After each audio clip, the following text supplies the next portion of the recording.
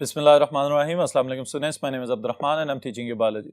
Students, in this session we are going to discuss about coordination in plants.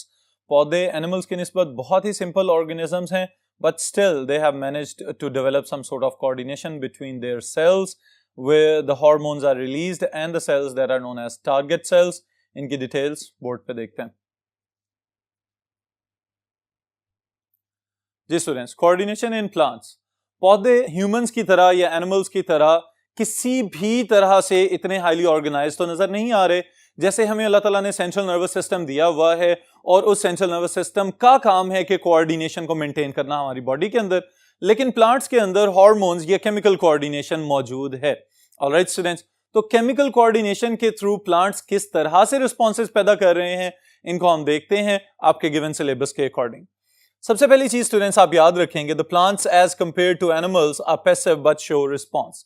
अब यहां पे एक चीज मैं जरूर कोट करना चाहूंगा कि प्लांट्स का जो बिहेवियर है स्टूडेंट्स वो एक्सटर्नल स्टिमुलाई के लिहाज से ही सेट होता है. ऑलराइट, इसका क्या मतलब है कि अगर आप पानी नहीं दे रहे तो पौधे मुरझा रहे हैं. इसका मतलब यह है कि उनको पानी की जरूरत है तो उनको पानी दीजिए. ऑलराइट, फिर इसी तरह अगर उनकी सॉइल के अंदर जिस सबस्ट्रेटम पे वो ग्रो कर रहे हैं वहां पे किसी न्यूट्रिएंट की कमी हो जाती है तो वो मखसूस किस्म की अलामात के जरिए आपको ये मैसेज दे रहे होते हैं कि आपको अब इस न्यूट्रिएंट का इजाफा कर देना चाहिए इस सॉइल के अंदर ताकि हम ज्यादा अच्छे तरीके से प्रोडक्शन कर सकें. तो बुनियादी तौर पे इसको हम प्लांट्स का बिहेवियर कह सकते हैं. और तो और एक साहब ऐसे भी मौजूद हैं जिन्हें प्लांट विस्परर कहा जाता है कि वो पौधों के साथ बातें करते हैं और उनके बिहेवियरल चेंजेस को आसानी से समझ भी सकते हैं.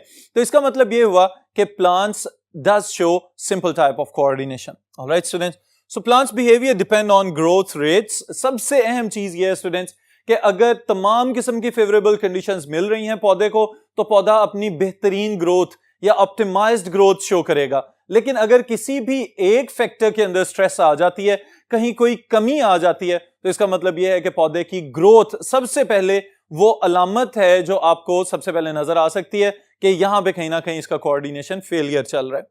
Then it can show some different changes like the turgidity of the cells. Turgidity turgor pressure से आप लोगों को याद रखना होगा कि जैसे ही पानी प्लांट सेल के वैक्यूल में मूव करके आता है और वैक्यूल के फूल जाने की वजह से पूरा सेल जो है वो फूला हुआ नजर आए तो उसको हम कहते हैं दिस इज टर्जिडिटी. ऑलराइट, तो टर्जिडिटी डेवलप करना बुनियादी तौर पे ये क्या है, एक्सटर्नल स्टिमुलाई का रिस्पॉन्स है. ऑलराइट, फिर इसी तरह ऑटोनॉमिक और पेराटोनिक मूवमेंट्स ये भी वो बुनियादी तौर पे अलामात है जिनके जरिए पौधे अपनी रिस्पॉन्सेस को या अपनी आने वाली तब्दीलियों को या उन चेंजेस को जो पौधे अपने ऊपर अप्लाई कर चुके में हैं इन मूवमेंट्स के थ्रू एक्सप्रेस करते हैं कि we have some sort of coordination. Alright students, फिर उसके बाद एक चीज बहुत अहम है, in plants control is solely but by hormones and hormonal control is relatively slow process when compared with animals. अब स्टूडेंट्स इसको अगर हम कंपेयर करना चाहें ह्यूमंस के साथ तो हमारे पास एक मास्टर ग्लैंड है जिसे हम पिट्यूटरी ग्लैंड कहते हैं. पिट्यूटरी ग्लैंड आपके दिमाग में मौजूद है और वहां से मुसलसल डिफरेंट टाइप्स के हार्मोन्स आपकी बॉडी को प्रोड्यूस करके दे रहा है.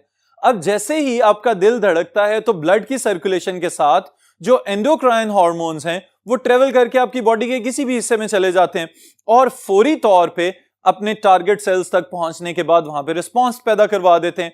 लेकिन जब हम प्लांट्स की बात करते हैं तो हमें पता चलता है कि वो सेल्स जिन्होंने किसी भी हार्मोन को रिलीज किया, पहले तो रिलीज होने वाला अमल स्लो प्रोसेस है, फिर रिलीज होने के बाद उन्होंने ट्रेवल करके जाना है through the vascular tissues to the target cells, वो भी एक स्लो प्रोसेस है. और फिर उसके बाद जो सेल्स की ग्रोथ या सेल्स की डेथ या सेल्स की डिफरेंशिएशन है, ये सारे प्रोसेसेस इतने स्लो हैं कि आप इनको ऑब्जर्व करने बैठेंगे तो आपको हफ्ते, महीने और कई साल भी लग सकते हैं. तो इस वजह से कोऑर्डिनेशन मौजूद तो है लेकिन हार्मोन्स के थ्रू होने वाली कोऑर्डिनेशन एनिमल्स की निस्बत कई गुना ज्यादा स्लो हो चुकी हुई है. Alright, so we can say the hormonal control is relatively slow process when compared with animals. Even after hormone is synthesized, there is delay between the release and its arrival at the target cells and its action in the body. ये वही सारी चीजें जो भी मैंने explain की हैं कि बुनियादी तौर पे रिलीज होने से लेके रिस्पॉन्स आने तक अगर हम ये एक्सपेक्ट करना शुरू करें पौधों से कि अभी हमने इसको हार्मोन प्रोवाइड किया है या इसके सेल्स ने हार्मोन रिलीज किया है तो थोड़ी देर के बाद हमें उसकी अपीरेंट ग्रोथ नजर आ जाएगी। तो तमाम पौधों के अंदर ऐसा पॉसिबल नहीं है। ऑलराइट स्टूडेंट्स, फिर उसके बाद समरी यहां पे मैंने 2 पॉइंट्स की सूरत में लिखी है स्टूडेंट्स कि प्लांट्स के ओवरऑल जितने भी रिस्पॉन्सेज हैं मूवमेंट्स की शक्ल में जो हमें नजर आते हैं, इनको अगर हम डिफरेंशिएट करें तो we can write them in 2 types, growth independent responses and growth dependent responses. जो ग्रोथ इंडिपेंडेंट रिस्पॉन्सेज है स्टूडेंट्स, उसमें आपको याद होगा सनफ्लावर की मूवमेंट। ऑलराइट, बुनियादी तौर पे तो ये लाइट के स्टिमुलस के लिहाज से मूवमेंट होती हुई नजर आ रही है, लेकिन असल में जो फूल है वो खुद ब खुद अगर रोशनी के साथ साथ घूमता चला जा रहा है तो ये क्या है बुनियादी तौर पे, it is growth independent movement. फिर इसी तरह अगर आपने मटर का पौधा देखा हो तो उसके साथ छोटे छोटे स्प्रिंग लाइक स्ट्रक्चर्स होते हैं जिन्हें हम कहते हैं टेंड्रिल्स। टेंड्रिल्स जो है स्टूडेंट्स, वो किसी भी फिजिकल स्टिमुलस के टच हो जाने के बाद फौरी तौर पे उसके इर्द गिर्द लिपटना शुरू हो जाते हैं। तो ये भी बुनियादी तौर पे एक ग्रोथ इंडिपेंडेंट मूवमेंट हमें नजर आती है। ऑलराइट, फिर ग्रोथ डिपेंडेंट मूवमेंट्स की अगर हम बात करें तो आपको याद होना चाहिए जियोट्रॉपिज्म और ग्रेविट्रॉपिज्म।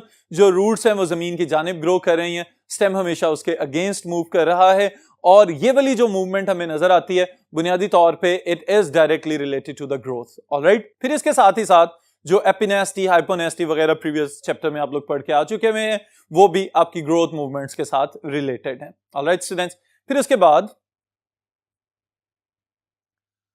अगर हम आपकी बुक में जो गिवन 2 इंपॉर्टेंट पॉइंट्स हैं जो कि आपके लिए एक इंपॉर्टेंट शॉर्ट क्वेश्चन बन सकता है, उनकी बात करें तो प्लांट्स किस तरह से रिस्पॉन्सेज पैदा कर सकते हैं। The first thing is regulating their growth and development. Alright, वही बात आ रही है यहां पे दोबारा से कि पौधे अपनी ग्रोथ और डेवलपमेंट को रेगुलेट करते हैं। इसके लिए स्टूडेंट्स कमिंग चैप्टर्स में आप एक टॉपिक पढ़ेंगे सेल की डिवीजन से लेके, फिर उसके बाद सेल की इलोंगेशन, फिर उसके बाद मैच्योरेशन एंड अल्टीमेटली डिफरेंशिएशन। तो बुनियादी तौर पे ये ग्रोथ और डेवलपमेंट की जो बात है, हमेशा यही चारों स्टेप्स आपको होते हुए नजर आएंगे। तो this is actually a coordinated growth until the differentiation. तो हम कहते हैं कि प्लांट्स ये कोऑर्डिनेटेड रिस्पांस शो कर रहे हैं। फिर इसके बाद controlling their body functions through plant hormones. तो अल्टीमेटली जितने भी फंक्शंस हैं, चूंकि नर्वस सिस्टम नहीं है तो हार्मोन्स के थ्रू ही मेंटेन किए जाएंगे। ऑलराइट, ये हार्मोन्स कौन कौन से हैं, इनको हम कमिंग सेशंस में इंशाल्लाह स्टडी करेंगे। फिर इसके बाद स्टूडेंट्स एनवायरमेंटल स्ट्रेस, जो कि बुनियादी तौर पे ऑल ओवर द ग्लोब हर वक्त पौधे और मुख्तलिफ टाइप के एनिमल्स या माइक्रो ऑर्गेनिजम्स जो हैं बहुत सारी तब्दीलियों का सामना करते रहते हैं। तो इन तब्दीलियों में से वो तब्दीलियां जो खतरनाक हो सकती हैं उसको हम कहते हैं दिस इज एनवायरमेंटल स्ट्रेस। यानी किसी जगह से अचानक पानी बिल्कुल ही कम हो जाए, जितना वाटर टेबल था वो अचानक से लोअर होना शुरू हो जाए, तो हम कहेंगे दिस इज अ स्ट्रेस, जिसको हम ड्राउट के नाम से याद रखते हैं। फिर इसी तरह अगर किसी न्यूट्रिएंट की कमी हो गई है तो वो भी न्यूट्रिएंट स्ट्रेस कहला सकती है। तो बुनियादी तौर पे टेम्परेचर का बढ़ जाना, कम हो जाना, ये भी स्ट्रेस में शामिल किया जा सकता है। तो कोई भी ऐसी चीज जो किसी ऑर्गेनिज्म को उसके ऑप्टिमम एनवायरनमेंट से डेविएट करवा दे, उसको हम स्ट्रेस में कंसीडर कर सकते हैं। तो बुनियादी तौर पे यहां पे 2 एग्जांपल्स डिस्कस की जा रही हैं जो आप शॉर्ट क्वेश्चन के लिए याद रखेंगे students. The first one is etiolation. Etiolation बुनियादी तौर पे क्या है, यहां पे स्ट्रेस किस चीज की आ रही है, the layer is completely absent. Alright, आप जर्मिनेटिंग सीडलिंग की भी मिसाल ले सकते हैं, इवन के स्प्राउटिंग ऑफ बर्ड्स की भी हम बात कर सकते हैं, या ट्यूबर्स वगैरह जैसे आलू है, इसके ऊपर अगर मुख्तलिफ टिश्यूज ग्रो करते हैं बर्ड में से, तो जब तक रोशनी नहीं मिलेगी तब तक इन सीडलिंग्स में से या इन बर्ड्स में से पैदा होने वाले तमाम structures they will be chlorophyll less. Alright, यानी कि सफेद रंग के नजर आएंगे, इलोंगेटेड स्ट्रक्चर्स बनते चले जाएंगे। बुनियादी तौर पे वो इलोंगेटेड ग्रोथ आपको क्यों नजर आ रही है कि stem is trying to search out for the stimulus of the light, कि कहीं ना कहीं से रोशनी अवेलेबल हो, रोशनी मिलेगी, उसके बाद फिर ये क्लोरोफिल डेवलप होना शुरू होगा। The etioplast will develop into the chloroplast and the stem और the cotyledons they will turn green, और फिर उसके बाद फोटोसिंथेसिस होगी और फर्दर डेवलपमेंट कंटिन्यू की जाएगी। तो इटियोलेशन को आप किस तरह से डिफाइन करेंगे, If plants are grown without light, they become extremely long and fail to form chlorophyll. यानी इनके अंदर जो प्रोटोक्लोरोफिल या इमेच्योर क्लोरोफिल है वही अपना काम करता चला जाएगा, लेकिन ग्रीन कलर होता हुआ नजर नहीं आ रहा। Then the second type of stress is chlorosis. अब स्टूडेंट्स बुनियादी तौर पे आप ये समझ लीजिएगा कि क्लोरोसिस है क्या, it is deficiency of chlorophyll. Alright, अब ये जो डेफिशिएंसी ऑफ क्लोरोफिल है, इसको अगर हम समराइज करना चाहें तो हम यूं कहेंगे कि किसी भी मिनरल डेफिशिएंसी की वजह से अगर पत्तों के ऊपर आपको पीलापन नजर आना शुरू हो जाए, यानी येलोइश कलर होना शुरू हो जाए पत्तों का, लेकिन वेन्स जो है वो ग्रीन ही रहें, तो इस कंडीशन को हम कहते हैं क्लोरोसिस। ऑलराइट, ये बहुत ही ज्यादा इंपॉर्टेंट पॉइंट है समझने के एतबार से कि आमतौर पे ये समझा जाता है कि पौधे ब्राउन हो जाएं या उनके पत्ते जो हैं उनके मार्जिन्स ब्राउन हो जाएं या किसी भी हिस्से से ग्रीन के अलावा कोई और कलर आता हुआ नजर आए, तो हम उन सारी चीजों को कलेक्टिवली क्लोरोसिस कहना शुरू हो जाते हैं। तो ये बात याद रखिएगा कि यहां पे जिस क्लोरोसिस को स्पेसिफिकली रेफर किया जा रहा है, it is the chlorosis due to iron deficiency, के जो पत्ते हैं पौधों के वो येलो तो होते हुए नजर आ रहे हैं, लेकिन उनकी वेन्स जो हैं वो फिर भी ग्रीन ही रहेंगी। सो this is the iron deficient chlorosis. Many plants take on yellowish hue when they fail to form chlorophyll, but the veins they remain green. All right, students. So mineral or nutrient deficiency is the main cause in which iron, manganese or zinc can be the major factors. All right, students. तो ये second type की stress जिसकी हमने यहाँ पे बात की है, उसके साथ ही साथ एक और चीज जो कि आपको देख के या समझ के हैरत होगी कि बिल्कुल इसी तरह जैसे अल्लाह ताला ने हमारे अंदर इम्यून सिस्टम रखा हुआ है कि हम डिफरेंट डिजीजेस के खिलाफ फाइट कर सकते हैं या पैथोजेंस को रिकॉग्नाइज करके उनके खिलाफ रिस्पॉन्सेज दे सकते हैं, तो प्लांट्स के अंदर भी अल्लाह ताला ने एक डिफेंस सिस्टम दिया हुआ है। किस तरह से ये रिस्पॉन्ड करते हैं इसको हम देखते हैं वन बाय वन। जी students, galls and calyces, these are the two types of growths observed in plants. All right, ये जो चीजें हम स्टडी करेंगे बुनियादी तौर पे ये बात याद रखिएगा कि पौधे मुख्तलिफ इकसाम की इंजरीज के खिलाफ रिस्पॉन्ड करने की सलाहियत रखते हैं, और तो और पौधों के ऊपर कोई एफिड्स वगैरह या इंसेक्ट्स वगैरह अटैक करें या बैक्टीरिया या वायरसेस या फंगल पैथोजेंस अटैक करें, तो उस सूरत में पौधे वहां पे भी रिस्पॉन्स पैदा करते हैं। इन दोनों रिस्पॉन्सेस को आप याद रखिएगा कंसेप्ट के लिए भी और इंपॉर्टेंट शॉर्ट क्वेश्चंस के एतबार से भी। The first thing is callus. If plants are wounded, they often develop masses of amorphous material with very poor differentiation. अब स्टूडेंट्स ये बात समझने से ताल्लुक रखती है कि आप किसी भी पौधे को गुजरते हुए अचानक से, छोटे बच्चों की ये एक अजीब सी आदत देखने में आती है कि गुजरते जा रहे हैं और जाते जाते किसी पौधे की शाख को खींच देंगे, फिर इसी तरह से जाते जाते पत्ते तोड़ना शुरू कर देंगे। तो बहुत सारे प्लांट्स के अंदर इन फिजिकल इंजरीज के खिलाफ रिस्पॉन्ड करने की सलाहियत मौजूद है, और वो क्या है कि आप किसी भी पौधे को इस तरह से कट लगाएं कि उसके अंदर थोड़ा सा लिविंग टिश्यू एक्सपोज्ड रह जाए, तो वो लिविंग टिश्यू फौरन ग्रो करना शुरू होगा, अनडिफरेंशिएटेड सेल डिविजन्स बनाएगा और फिर सेल तकसीम होते होते होते आखिरकार उस इंजर्ड एरिया को फुली रिपेयर या हील कर देंगे। तो अगर आप इसको और आसान अल्फाज में याद रखना चाहें तो you can memorize it that formation of the calluses is actually a healing process. Alright, कोई भी ऐसी चोट, कोई भी ऐसा कट पौधे के ऊपर लग जाता है कि जो पौधे के लिए गैर जरूरी था, तो पौधा फौरी तौर पे उसको खुद से रिपेयर करना शुरू कर देता है। हम इसको कहेंगे this is the healing process and these structures are known as calluses. Alright, फिर इसके बाद students the second type of growths that have been observed in plants are galls.